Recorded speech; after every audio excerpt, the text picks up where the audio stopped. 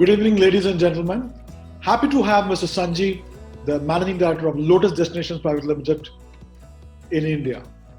I'm so happy to have Mr. Sanjeev ji today and congratulate him for the newborn. Very young, dynamic, talented, very hardworking and hardcore professional. I know him from last maybe 15 to 20 years. I've seen him, the way he has grown up from, the days when he was working for TCI and what he see today. It's a beautiful story, and I'm sure you're going to have an exciting day today with Mr. Sanjeev. Welcome to the show, Mr. Sanjeev. Thank you, Raj. Thank you very much. Thank you for inviting me for the show. I'm indeed honored and humbled by this. Thank you. I would like to tell the viewers a short profile of Mr. Sanjeev. A big thing to talk about him, but I just made it a very small one. Over 25 years of experience in the hospitality industry, worked in Delhi, Mumbai, Chennai. Before returning to home port, Kerala, was the head of the inbound to South India for the TCA Travel Corporation of India. Set up the TBI, the Trailblazers Tour in South India, before moving into own venture Lotus DMC, the Lotus Destination Private Limited Company from the south of India, winner of 2 consecutive National Tourism Award and a Kerala State Tourism Award. The only company out of the South India who are appointed ground handling agents for major international luxury cruise lines. Only 2 companies who handles cruises in all port of India, Sri Lanka, Maldives, headquartered in Cochin.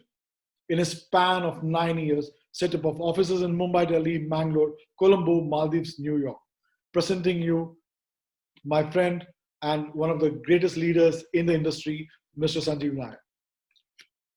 Thank you, Rajbhai. Sanjeev, can we start with some small questions for you?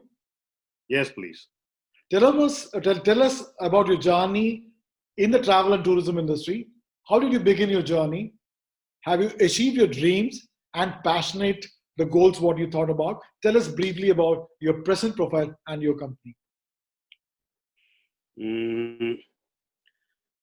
Raj, as they say, जिस रास्ते आए उसे भूलना नहीं चाहिए. So one should never forget the way he has traveled.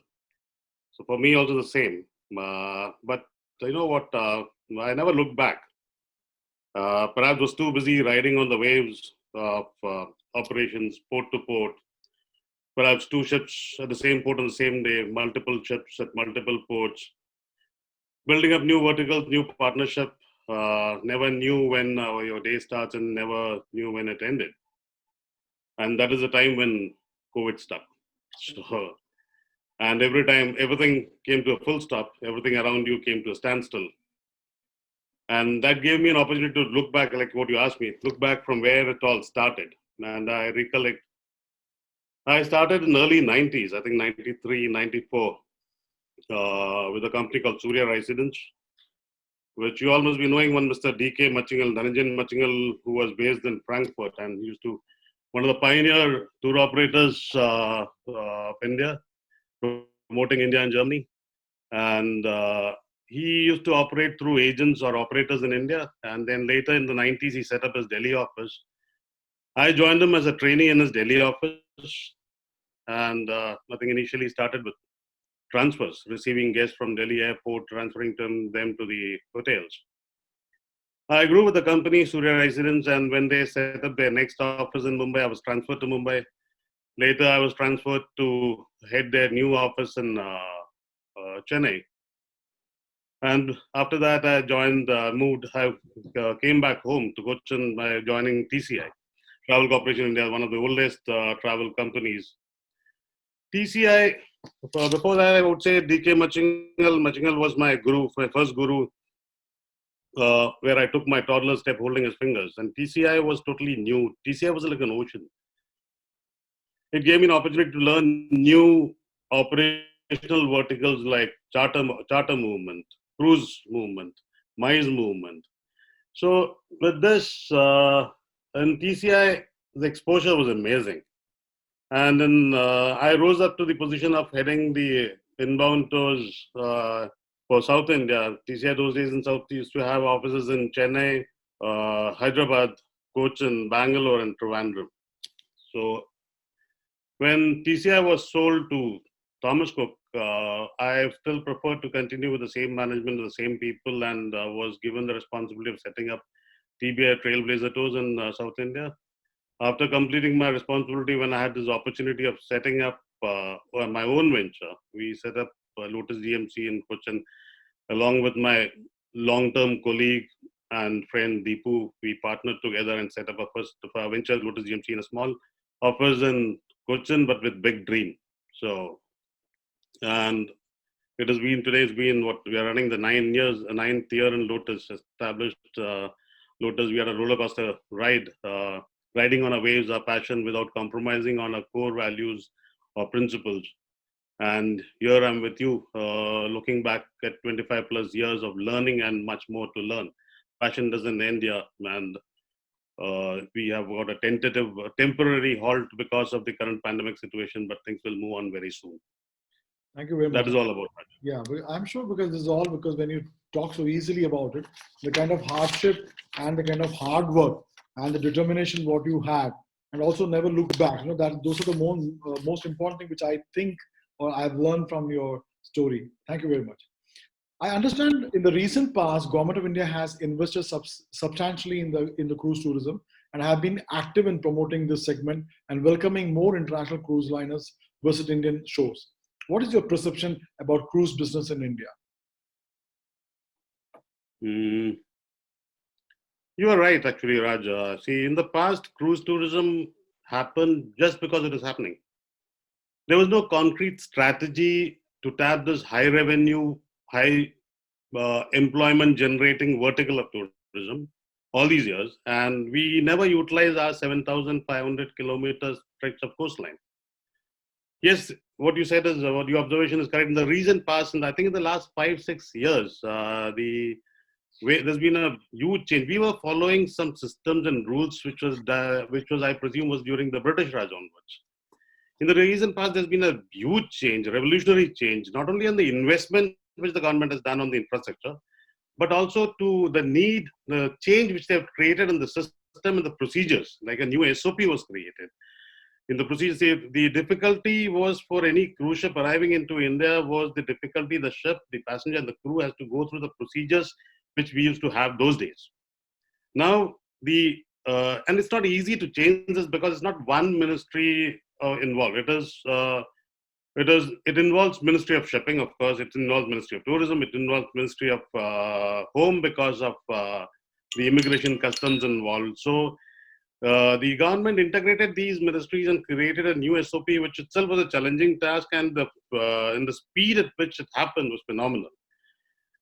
Infrastructure-wise, yes, I think around 106 crores of rupees were earmarked for the infrastructure development, which was creating and upgrading existing plus creating new cruise terminals. In Mumbai, I think we are coming up with a state-of-the-art cruise terminal of international standards, and now other ports also, like Cochin, Chennai, Goa. I understand in Vizag also. Now, apart from the infrastructure, I think the changes in the system, in the procedures made a huge help. Earlier days, if a ship has to come to India, perhaps the immigration officials has to go on board in the previous foreign port, be on board, do a face-to-face immigration of each and every passenger crew involved before it reaches the Indian port. Now we have the facility of e-visa and e-landing cards for tourists arriving by cruise ship, which has made a world of a difference in terms of procedures. And it has helped, it's taken up a lot of inconvenience, waivers and discounts given to cruise ship berthing fees, and many, many more. Like this, from 2017 onwards, you can look at, Raj, perhaps there has been an increase of 78% growth in cruise traffic in the country. So that itself shows the new changes which we have come out with has been very, very positive. Like those days when you go before meeting with cruise officials in their office, or perhaps you meet them in sea trade fairs, the first thing they can talk about is when it comes to India, you still have your complicated procedures, and now it's very difficult for us to consider the port because of the difficulties we have to face for reaching you. So today we are happy, okay, at least these difficulties to a large extent is over, and I'm sure it'll in future also it'll be much more easier. And when we were about to reap the benefits of the investment made and the opening up which we did, I think that is the time when we got this pandemic where everything is stuck now. But I'm sure in just from next season onwards, I think 2021 October onwards, there should be movement. Then things will pick up very soon. I think there's a lot of information on this because I think it is very interesting and lots of information. My next question to you is that I read a few months back Costa Cruises. India is also seeing MICE queries for large incentive movements on their sailings, especially from ports such as Singapore, Dubai, due to close proximity to India and short itineraries. These queries come from travel agents and also directly from some corporates. Do you think this business will grow in India? Or do you think that the present pandemic will damper, or do you think that it will pick up at later dates in 2022, etc.? Very, very interesting point which you come out with. Raj will recollect many years back, a few years back, not many, very few years back also, the MICE movement, corporate movement, or cruise was always a kind of a dream leisure activity for a domestic tourist. But they had to go all the way to either the closest was Singapore or Hong Kong to board a ship. Those days, like Star Cruise, Star Libra, Star Virgo, Kelly, Jana Pratha, all the way from here to Singapore to board the ship. For a corporate also looking at his budget, the hassle of the travel plus the cost of the travel involved from India to Singapore to board the ship, that is also a factor. We had something called a cabotage rule, which was during the British regime, I'm not sure, where an Indian tourist is not, Indian citizen is not permitted to board on a foreign vessel from India and disembark in India. God only knows why this rule was made, but this was recently taken off. And then Costa Cruises was the first company to position a ship in Indian Ocean, home ported in India, in Mumbai, and did an itinerary which they call as it is Indian Ocean itinerary, which had India, Sri Lanka, and Maldives. And they positioned the ship during season. This opened up a floodgate for domestic tourists, because they had an opportunity to board the ship, you can say from their doorstep, from Mumbai, from Mangalore, from Cochin, the ship. And they can get off in India. So they don't have to fly all the way to Singapore to experience this cruise, an international cruise, all the way to go to Sri Lanka, Singapore or Hong Kong to board a ship, which is something available on their doorstep, and an Italian brand, a known Italian brand. So this opened up a floodgate, and this happened in 2017 when Costa had positioned a ship called Costa Neoclassica, which had a capacity of 1,300 to 1,700 passengers. This opened up, many corporates used this opportunity for their incentive tours, their conferences, and many weddings happened on board. From 2017 to 2019, Costa doubled the capacity by removing Costa Neoclassica, bringing in Costa Victoria, which had 2,300, 2,700 capacity. So you can imagine 2 years and they would have done their R&D, the kind of numbers which increased. So that was an amazing opportunity. And I'm sure this pandemic is only a temporary dent in our movement. It's just it just slowed down or perhaps almost stopped us, but it's just going to open up again. An Indian domestic market, Indian outbound market will grow by miles and by leaps and bounds. It's just a matter of question when it starts. That's it. Thank you very much. There has been a lot of talk on the negative impact of cruise tourism. Let us talk about the positive impact. How can destination achieve a sustainable tourism model through cruise tourism? You're right. This is a very debatable subject on cruise tourism, which has been always under the scanners of environmentalists because of its sheer size and perhaps the so-called mass tourism. So, but if we can debate on this for hours, Raj. But if you and because the fact again is ship size are increasing. It's from earlier from 300 to 600. Now the ship capacity is gone to 6,000 passengers, 7,000 passenger capacity. That is also true. Now, in another way, if you look at that, if a local tour operator like us and a cruise company collaborates on programs and excursions based on sustainable tourism, now a model which can support local economy. It can preserve local culture, local art. It can create employment. You can imagine with the numbers which we are talking about, the mass tourism, what positive impact it can give to a destination. The impact which cannot be comparable with a regular movement or an FIT or a group, which a cruise tourism can, if we channelize into the right way. I'll just share with you a small experience of a small initiative which we had done. So when we started Lotus DMC, we always had this to do something which can give it back to the society, which the society can benefit. In Mangalore port, in the southern coast, we had created an excursion into a remote village in the suburbs of Mangalore, which is a fisherman village. So it is a small village encompassed by sea in all the three sides, and the occupation of men in the village was mainly they were fishermen, and the women they mainly used to dry fish and sell in local market. They had basic infrastructure, and there was one school which was around 97-year-old school with dilapidated building, which was built by the British, called the Sandpit Government School or something. And we created this excursion, giving a village experience to the guests. And we kept the maximum also not more than 60 people because of the carrying capacity of the village.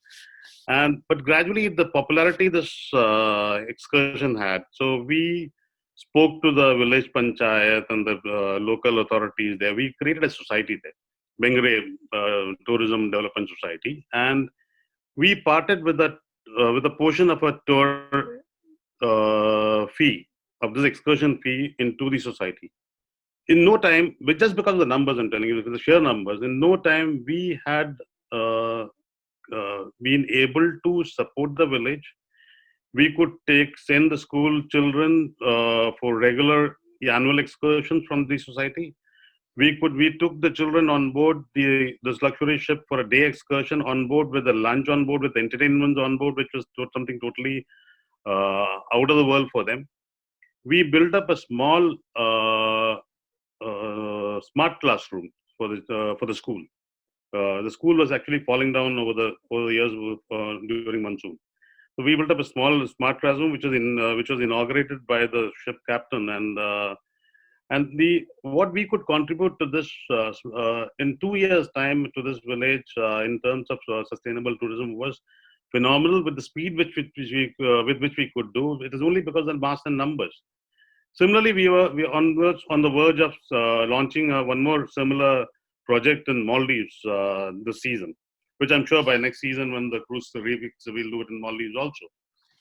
So this is the positive impact, if planned properly, which can be implemented in every destination. I think this is something I never heard about, such kind of practices done by cruise, The first time I'm hearing, maybe this is really... It's true. It's true. Actually, first time in India. That's true. First time in a region, perhaps. Yes. Never heard at all, because it's something very exciting. And, the person who has thought about it, or maybe if it maybe you or your company, I think it is amazing, and really big salute to you, because, it's not about you, but just thinking about the society and giving back to society something. And the best part I liked about it is just taking the fisherman children to the board and offering them a lunch. Wow, something very, very exciting to me. My next question to you is that cruise handling is considered to be highly complex operations involving a lot of logistics, dynamic challenges, etc. Can you give an insight on the operations, please? You are right. Cruise handling is perhaps the most complex and most challenging inbound tour when it comes to inbound tour operations. It's very dynamic right from the beginning, right from your contract is signed, and then you get your tours are finalized, and once you freeze your inclusions, descriptions in the tour itinerary, you are supposed to deliver it as it is, and this is frozen at least a year back. Okay. Yeah, and then now you are talking about you get your numbers, which is ever dynamic, because before the ship comes in, itself start selling even before the passenger boards the ship. They buy it online. Then they have an opportunity of buying it on board. So you get your updated numbers. Now you need to arrange your thing. You imagine you are arranging for 2,000, 3,000 people excursion in a port in one day in a span of 12 hours or 8 to 10 hours.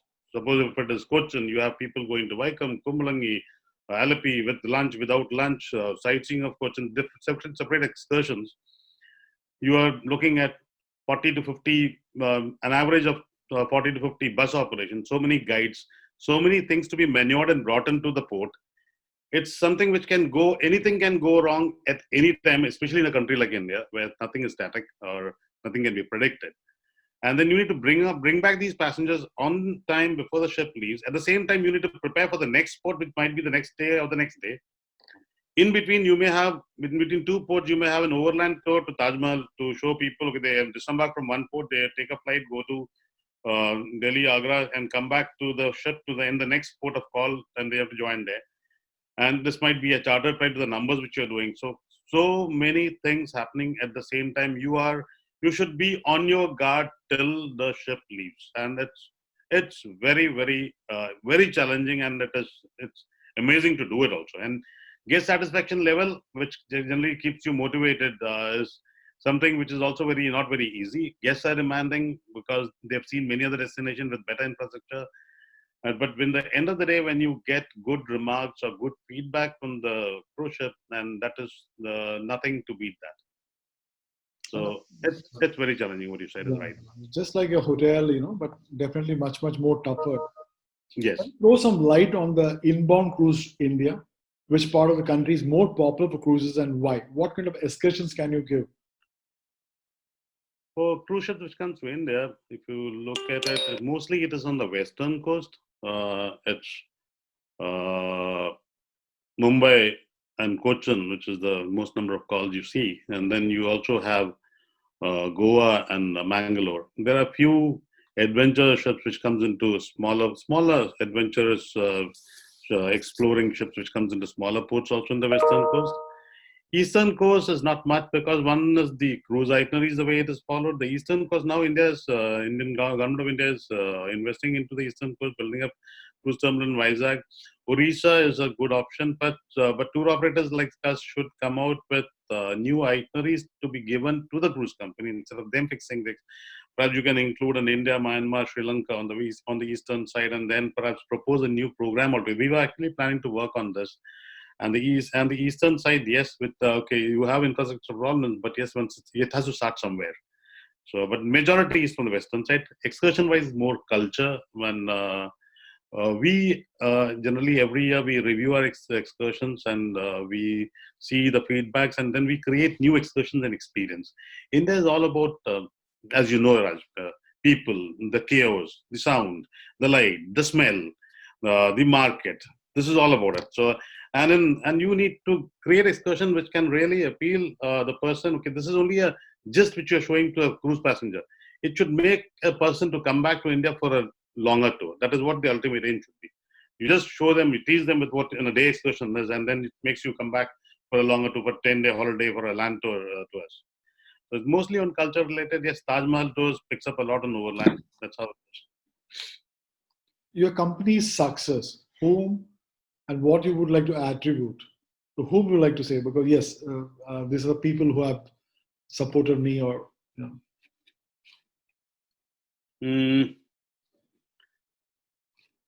First is the team. Absolutely. We have a small but very effective team, very passionate team who knows exactly what needs to be done, and whatever the situation is, with a very positive attitude, with a dil mange more attitude. So first is the team, I would say. Second, what factor is, hard work, focused on service, and guest and client oriented. We don't look at cutting corners when it comes to service. We never look at budget when it comes to service. So perhaps the hard work and the focus on the service and the guest and client satisfaction. Blessings and goodwill of many. Of course, people like you also. Goodwill of people like you who have been good who think good about us in the industry, as well as blessings from family, friends. Last factor I would say is luck factor also. Yes, it also helps. Thank you. So These are the factors. Yes, Raj. Very nice, very nice. Would you like to give some kind of tips for today's young dynamic professionals who are coming in, youngsters especially, to win in life and in the professional life? What suggestions from you? To win in life and their professions. Follow your passion. Follow your passion and pick up your profession which syncs with your passion. Correct. One of those days, and during my time and your time, perhaps the parents used to say, "Yaar, tu engineering ka entrance padya, MBBS ka entrance padya, bank job and those things." Today opportunities are galore. Today options are galore. Today availability of everything's open up. So to pick up a profession which syncs with your passion. Your passion is the fuel which can take you to whatever extent you want.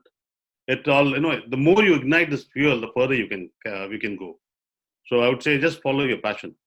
That will be the only thing which comes into my mind. Would you like to say anything else? You have any more questions? I think my questions If are not, over. I have a question for you. Question for me, okay. Okay. If you don't have any questions, can I shoot one to you? Yeah, With yeah. your permission. Yeah, please. Raj bhai, I think we know each other for 15 to 20 years. I think from your Guruvayur days onwards, right? Yes. Must be. Or perhaps Kodai happened later. No? It's Guruvayur first, right? One of the most flamboyant, stylish, innovative hospitality industry personnel I've come across. And my very simple question to you is, यार उस time से 15-20 साल से आज तक you more or less look alike. इसका राज क्या राज? खुश रहो जियो कल हो ना हो. That's the simple policy. Have like for me, have some diet control as far my food is concerned. Of course, diet control and food. My amazing. Okay. And also, like, definitely, I do a lot of meditation. And keep fit. That's the most important thing, because I get upset if I'm not fit. So automatically, that tells me, because if I've not done a gym for 2-3 days, if I've not done my yogas for 2-3 days, automatically that reflects onto my work, and I really get upset about it. So I make sure that I'm fit as far as my works are concerned. If I have to perform good, if I have to think better, and I think the most important thing is my food, and keep myself fit. The confidence, that's my confidence. Yeah. Wow. You inspire a lot. You inspire me too. Thank you, Sanjeev bhai. You're like a friend and you're like a brother. And how's Germany treating you? Germany is entering into winter. So it's been a bit damp and rainy for the last couple of days. Rains bring kind of depression. Yeah. So that's the reason why all these Europeans fly into India during winter. I hope the flights open soon. Thank you, Sanjeev bhai. With Thanks. Thank you once again for inviting. Yeah, in spite of your tight schedule, I know that we could not. We are supposed to have 2-3 weeks before, but thank you very much for the time, and it was very lovely talking to you. And I'm sure this cruise, especially the subject of the cruise, is first time what we have shown to the viewers. A lot of youngsters will take a lot of lessons, and maybe they will definitely have questions to you later, that how they can maybe take up the industry of cruise line in case they want. So I'm sure I'll write back to them in case they have questions. Most welcome. Your email IDs also. Thank you very much. Most welcome. It'll be a pleasure. Take care. Bye. Thank you. See you, Raj.